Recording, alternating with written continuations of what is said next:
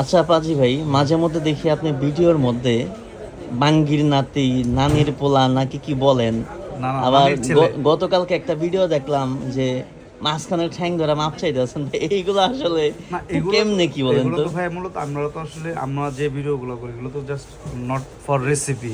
আচ্ছা এগুলো entertainment purpose করে অনেক মানুষ দেয়, বিভিন্ন মানুষ বিভিন্নভাবে মজা নিতে পারে, আচ্ছা। যার জন্য অনেক সময় দেখা গেছে বাঙ্গির নাতি, নানির ছেলে, তারপর সে মাঝখানে ঠ্যাং ধরে মাপ চাওয়া। খালার ছেলে কি কি বলেন? না ওগুলো তো চাস্তো মামাতো খেলা তো হতো ভাই বোন সুপ্রিয়, এটা আচ্ছা, তো ভালো বিষয়, খারাপ কিছু না। আচ্ছা। জাস্ট মজা দেওয়ার চেষ্টা করি। এখন এইখানেও দেখা গেছে অনেক মানুষ এসে অনেক সময় বকা দিতে পারে, গালি দিতে পারে।